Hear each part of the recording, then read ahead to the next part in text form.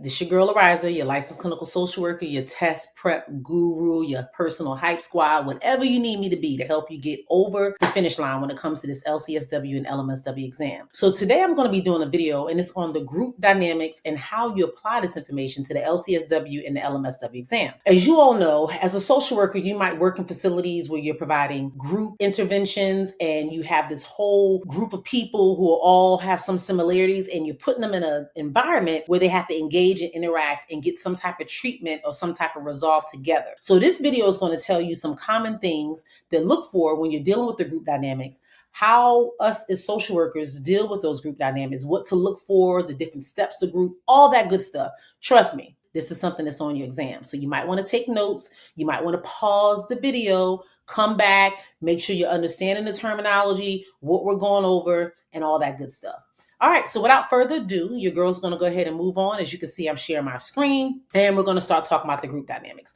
But first, let's start out with defining group. You have to understand, what are group dynamics? And the group dynamics are the patterns of interactions, behaviors, and attitudes that develop in groups. So think about it like this. When understanding group dynamics, it's crucial for us social workers to know that when we're working with clients, especially in various settings, and we're facilitating group therapy, there's different things that might take place. Say, for instance, you're a social worker and you're working with individuals in a housing situation where they're all seeking public housing, so they're required to meet in these groups each and every week. That is a common theme. They're all there for housing, but their circumstances and how they became a part of this program might be different. And that might show up in the group dynamics. Another example might be you're a school social worker and you're running a group on maybe anger management or substance use or whatever it is. The group dynamics can be different just depending on the type of group. So you have to be able to understand the behaviors, the attitudes, and how those individuals might interact with one another and be able to facilitate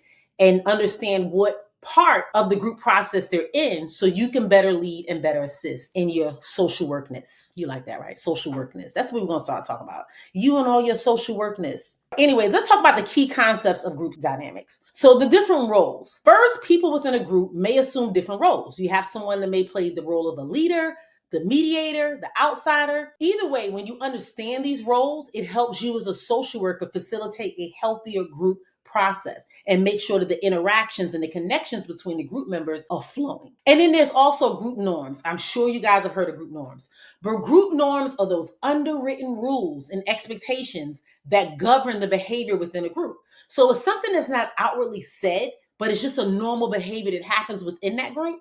And as social workers, we have to help guide and challenge those norms so we can continue to foster growth and positive group interactions. I got some technical difficulties here. My little system here is acting up. But anyways, we're going to keep going. I'm not going to let it distract me. So let's talk about cohesion. So we talk about group cohesion. I'm sure you've heard of this a lot as well. This is the sense of that solidarity or that unity within a group. The social worker's role is to maintain that group cohesion. That is really, really, really important in group dynamics. You want the group to have some type of cohesion, some kind of stand togetherness. Like I said, the social workerness, some stand togetherness. Yes, that strengthens the cohesion to make sure that the group is moving along and they're productive in getting the goals met that they're meeting for in the first place. So you want to make sure you have that. And in the communication patterns, in groups, communication can be verbal or it could be nonverbal. So being able to recognize those patterns, just like in any other therapeutic setting, is very important. If I'm doing individual therapy with a client and the client is saying they're happy and they're feeling good, but I notice they're crying or they have tears in their eyes or they're shaking their leg constantly, I can tell something's wrong. That is a way that the client is communicating to me non-verbally. So the same thing happens in a group. You might see a group of individuals all working together and you see one that's smiling, but you can see that they're just not connecting with the overall group. And that is something that you want to address and make sure that it is handled and managed appropriately so it doesn't cause conflict or avoidance later on in the group process. And then you have conflict resolution. Groups will, without a doubt, experience some type of conflict. And as a social worker, you have to be able to facilitate these discussions, resolve any tensions that might be there, and ensure that the conflict is handled in a productive way so the group can continue to develop in a positive manner. So these are the things you must understand when it comes to group dynamics. So to make sure we're all on the same page, you want to understand the roles in a group, the norms of a group. Cohesion is something that you want to emphasize. You want to have good communication patterns, and you also want to deal with some conflict resolution. All right, let's move on and talk about the stages of group development. Now, this is something you want to, get your phone out and take a picture of, or take a screenshot on your laptop so that way you can save it. Those of you that are in the course and those of you that are in the community, I like to throw out some cheat sheets and stuff. So this is 9 times out of 10 already in there, or if it's not, it's going to be in there. So don't worry about taking the extra step. But those of you that just follow me on the ride and enjoy me on YouTube, you might want to go ahead and do that, unless you join that course or join that community. So let's talk about the stages of group development. The first stage is forming. This is where you have all the members of the group together. They're introducing themselves. They're kind of seeing that they have some commonality, like maybe they're from the same area, maybe they understand they went to the same local school or worked in the same area. Whatever it is, the group members are being introduced, and they're pretty much polite in this stage. They're kind of not really sure what to expect from each other, so they're kind of putting their best foot forward, and they're trying to be a part of this group process. Not in all cases, but that's pretty much what happens as the group is forming initially. And then you have the storming. So the first one is forming, the second one is storming. And storming is when the conflicts start to arise. So think about a storm. When the storm comes, things are blowing around, the weather's shifting and changing, people are going for shelter. Think about that in the group process. This is where the conflicts are rising and members start asserting who they are. Like what they're going to tolerate and what they're not going to tolerate is starting to show itself in the storming process. And then you have the norming process. This is where the groups start to work more collaboratively and the norms are established. Remember we talked about the group norms? This is when they're established in the norming process. And then you have performing. This is where the group works effectively towards a common goal. So if the goal is to find housing, or the goal is to deal with their anger, or the goal is to be better parents, whatever type of group is being done or they are attending, that is when they're all starting to work towards the common goal. So that is what we're going to call the performing stage. Or think about it like a performance. A performance is when you're out there, you're putting your stuff out there, you're showing off what you got, what you're willing to do, and you're working towards the goal of putting on a show or something for someone. So that is what's taking place in this group process. They're effectively working towards that goal of performing well and doing what they're supposed to do so they can move forward and elevate in this group process. And then adjourning. That is when the group disbands after achieving all of their objectives and we're at the end. So that is when the group is pretty much like terminating, if you want to use another term. So you have the forming, the storming, the norming, performing, and adjourning. So you got all these ing. So if you're taking the exam and you're trying to figure out what happens in different stages, again, I like to take the first letter of each word. And if I'm sitting in the exam, I'm having my little cheat sheet out, my little whiteboard or my little piece of paper.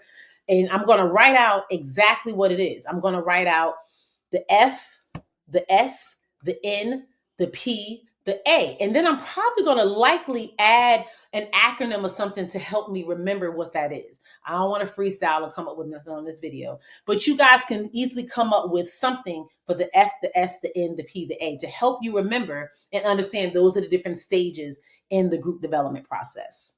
So now let's talk about applying the group dynamics in social work practice, because that's what we're here for, right? We want to know how to apply it in the practice of social work. First, you have group therapy facilitation. This is where you as an LCSW or an LMSW lead the group therapy sessions. You have to understand the group dynamics and you have to be able to create a supportive environment and manage the group processes effectively. That is your role and your job when you as a social worker are working with a group. And then you also have support groups. Those are groups where individuals have maybe like an addiction, maybe grief and loss, or they're dealing with some life challenges. Maybe you're doing a support group for those that are recently retired. Or maybe you're doing a support group for those that were prior military. Or maybe you're doing a support group for those that lost a spouse or lost a child. These are different types of support groups that you can do as a social worker. And in the process of this, you have to understand the unique challenges and the dynamics that will happen within that group, such as their experiences that they share, the group cohesion, the mutual support. All those things are something that you have to be privy to and be aware of as you manage and facilitate this group. And then you have community organizing. This is where you're working with a community group, and it involves understanding like the different strengths that are happening in that, the different strengths that the group brings. You're addressing conflict, and you're maintaining the group focus on that overall collective goal. So they have a collective goal that they're trying to achieve, and your job and your role as a social worker is to make sure that that is sought out. All right, so now why does this even matter, Riza? Why do I have to know group dynamics? Or this seems pretty simple. I know this is what a group does and blah, blah, blah. All right, so I'm going to bring it back to tell you how you can prepare for the exam with some tips on focusing on the group dynamics. So the general overview of the exam, if you're taking the LMSW exam, these are for individuals with a master's degree in social work and they want to practice as social workers under someone else's supervision. Now, the LCSW exam is for those with the MSW degree who wish to practice independently. So you understand first and foremost, this is where you are. So you understand if you're the LMSW or if you're the LCSW, and then we're going to talk about how this applies to you. So the topics for the exam that you might address is intervention strategies. Super hella important. Yes, you want to understand the types of interventions used in group settings, such as that CBT, that cognitive behavioral therapy. You also have some solution focus, some narrative therapy approaches, just the different type of interventions you might use or focus on when you're dealing with that group dynamic. Then you have group leadership. You have to know how to identify the appropriate leadership roles in different group settings. You're going to have that authoritarian person. You're going to have the democratic person. All these types of leadership roles show up mostly in a group atmosphere when you're leading a group of people. And in the group process, you have to be familiar with how the group interacts during each phase of group development. So when they're in the forming stage, what does that look like?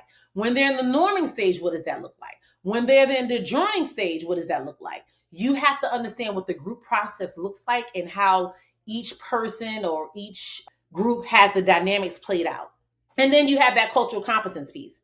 Now, that bad boy, you can't forget no matter what you're doing on the test. Cultural competence is understanding basically the dynamics that influence about a culture and the diversity factors all within that group. So you want to support inclusion in group environments. That is absolutely something you want to do when you're dealing with the group dynamics and the things that you will focus on in the exam. And last but not least, the ethical considerations. Absolutely. You have to know the ethical guidelines when facilitating a group. This is really important because if you're doing a group, what if it's about you're doing a group with sex offenders and someone blurts out that they sexually assaulted someone and the police never found out and they've been guilty or whatever it is? That's a tough example. I'm just giving you an example of something that can happen in a group atmosphere. You have to decide then as a therapist, how do you handle confidentiality? What can you share? What can't you share? How do you address these situations? These are important factors that you must understand when dealing with the group dynamics. You also want to have that informed consent. You also want to have the group understand the things that are shared within the group are confidential and it must remain in the group and all that good stuff. So even though you do this when you're working individually with a person, it can be a little bit more complex, but it must also be done when you're working with a group. And you must understand you still have that duty to warn, you still have that confidentiality aspect. The client still has all these different elements that come up when we're dealing with ethics. It still presents itself. It's just a little bit more challenging sometimes because you're dealing with a whole bunch of people versus just one or two individuals. All right. And then, of course, you must know how to handle group conflicts, and you have to do it in an ethical manner and way. So the same situation I gave you about running a sex offender group, somebody blurts out something they did, that is something that can't be taken lightly. It has to be addressed, and you're in a group atmosphere. So you have to do it in a way that's ethically appropriate, and you also have to do it in a way that the other group members feel supported, that they can share and say things, but they also know that certain things that are being said are important and might need to be taken, further action might need to be taken. All right, so tips for studying for the LCSW and LMSW exam. First and foremost, you want to review the DSM-5. You have to understand some common mental health disorders and how they might present in a group setting. For instance, a very popular type of groups that a lot of LCSWs do would be DBT groups. So you're working with a group of borderline personality folks and you're running a group. You need to understand how to utilize DBT effectively. But first and foremost, you must really have an understanding of borderline personality and what that looks like and how it might present in a group atmosphere. So that will be an example of the importance of reviewing the DSM-5 when working with groups. The same thing with substance use. If you're somebody that's a CSAC or working towards your substance abuse certification or something, or this is a clientele that you plan to work with, you want to make sure you understand how does alcohol, how does certain drugs impact the person, and how that might impact the overall group. So having awareness is really important that you review the DSM-5. Use practice tests. Absolutely. You want to familiarize yourself with the format, the types of questions you're going to see, and understanding like, okay, how would a group question be presented to me on the exam? And do I have enough knowledge to be able to answer it if it does pop up? You also want to focus on key theories and models. So you have the systems theory, very popular, psychodynamic theory, the ecological theory. These are theories that you want to be able to understand and apply it in the group process. What does it look like in a group? How would you utilize these types of theories and models when working with individuals in a group setting? And then you also want to always brush up on ethics, baby. I say ethics first. That is going to stick, and I'm going to continue to say it no matter what video, whether you see me in virtually or in person or however we meet, I'm always tell you ethics first. If you brush up on ethics, you'll understand that ethics is a major component of the exam. 2026, y'all, is moving up from that little 19% for the LCSWs and the LMSWs as well as 24, 25, somewhere around there is moving on up because there's only 3 sections. I haven't posted that video yet, but some changes are coming in 2026. So you guys that are trying to pass this test, do it quickly. Do it quickly so you can go ahead and be able to pass and understand this information before things start shifting and changing a little bit. When it comes to ethics in general, you want to freshen up on your group aspect. Review the NASW Code of Ethics, especially those concerning group work and client confidentiality, so you'll know how to handle certain situations and things that take place. And then self-care strategies. Practice self-care during the group study process. You do not want to burn out. I'm telling you, I do a lot of groups. Well, not groups. I do a lot of couple sessions, and I'm done at the end of the day. Don't ask me no questions. Don't talk to me. I'm just need chance to just musa. Because couples drain me. Do I enjoy it? Do I love it? Absolutely. But working with couples takes a lot. And some people might not feel that way. That's just my personal preference. Some people feel that way about groups.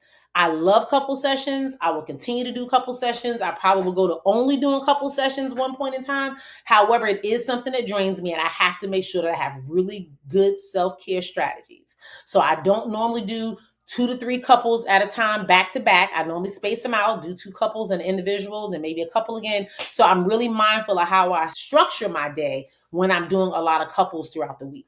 So that's just important for you to know as a social worker. You have to balance your time and understand that you don't want to burn out. So in this case, that's what I do as a licensed person. But for you guys that are working towards your license, you want to practice self-care in your studying process. So if you know that ethics is something that is so boring, I just don't like ethics, you don't want to sit there for an hour or 2 doing ethics. Motivate yourself. So I'm going to do 10 minutes of ethics every morning. I'm going to do 10 minutes of ethics before I go to sleep. Whatever it is, you're getting it in, but it's not your sole focus all day where you're drained and you feel like you're obtaining information, but you're really not because you're too tired and it's something that bores you. So you're not really focusing and honing in on the content. All right, so some final tips. Group dynamics are integral in both the therapeutic process and community interventions. So being able to recognize and adjust the different stages and challenges a group presents with will help you be better as a social worker. When you're preparing for the LCSW and the LMSW exam, you must understand the theory and being able to apply it in practical settings like group dynamics. So I always share with you guys, especially in our coaching sessions, that I want you guys to develop the content, have all the content first. But before you take that test, my job is to make sure you can apply all the information you learned into different test questions, different scenarios, because this is not a memorization test or exam, no, which a lot of people are like, I know so much. Knowing so much and being able to do things with the knowledge you know is a total different thing. There's a lot of people who know a whole lot about cars, but whether they're a mechanic and can work on a car, that's a whole different thing. So please make sure you understand that having knowledge doesn't always mean like you have everything you absolutely need. You have to be able to apply the knowledge that you have. So let's jump into some questions. I'm going to pause the video, let you guys read the question yourself, and then and then I'll provide you an answer. All right, I just thought about it. Instead of going over the answers here, I'm going to throw the answers in the chat. Yes, so you guys take this little quiz, focus on it, and I'm going to throw the answers in the chat just to make sure that you guys are listening. And I love when you guys comment so I can respond. So let's go with question number 1. Which of the following stages of group development is categorized by conflict and disagreement as the members begin to assert their individual perspectives? Is that the forming? Is it the storming? Is it the norming? Or is it the performing? All right, let's move on. So, question on group dynamic therapy. Let's see. So, a social worker is facilitating a group therapy session. They notice that one member often dominates the conversation, while others are quiet and disengaged. Which of the following strategies would be most effective in addressing this issue? Most effective. So therefore, there's a few things that might work, but this one has to be the most effective. So A, do we ignore the behavior and let the group work it out on their own? B, do we privately ask the dominant member to allow others to speak more? C, do we directly call out the dominant member in front of the group and ask them to stop? Or D, do we ask the entire group to discuss the issue together in an open forum? All right, another one. In a support group for individuals recovering from addiction, one member shares a confidential personal story that reveals information or important information about another group member's past. What is the best course of action for the social worker facilitating the group? A, ignore the situation and continue with the session. B, immediately address the confidentiality breach in front of the group. C, privately remind the group of the importance of confidentiality and address the issue in the next session. Or D, report the breach to authorities without discussing it with the group. All right, guys, I appreciate you rocking and rolling with your girl again. These 3 questions, make sure you answer them, or maybe put your answers in the chat. I would love to see that too. What were you thinking for question 1, 2, and 3? And I'll go ahead and drop those answers in there with a little rationale so you'll understand why the answer is correct or why the answer you chose was correct and whatever it may be or incorrect. Either way, I'll provide that rationale for you. But make sure if you have not yet, join the community. At the very least, guys, join the community. I would encourage you guys to join the course. Some of you guys are like, look, the course isn't for me, but I do private tutoring. So I've been meeting with you guys one-on-one, and we've been doing the tutoring sessions, hashing it out, making sure you're ready and prepared for the exam. And I'm just a firm believer, you invest in yourself, my goodness, the blessings just pour down on you. Because people who pay attention. And the people who show up in my community and the people who show up in my courses and the people who show up for tutoring sessions, my God, they are on their A game. They are bringing everything they got, so I'm bringing everything I have. And with those two dynamics together, there's no way they're not going to cross the finish line and get to where they want to be. So look out in the community, look out in the chat, look out in all the little platforms and stuff that I'm posting stuff on, and just watch and look at how many people are invested in this program and in this group that are just passing this exam with flying colors. We're about to take over the world. I know there's a lot of amazing social workers out there. My hat goes off to them, and I'm just super proud to be in this space. But I'm letting you know, your girl, we about to be a force to be reckoned with. Until the next one, guys, you have an amazing day, and I look forward to seeing you in the next video.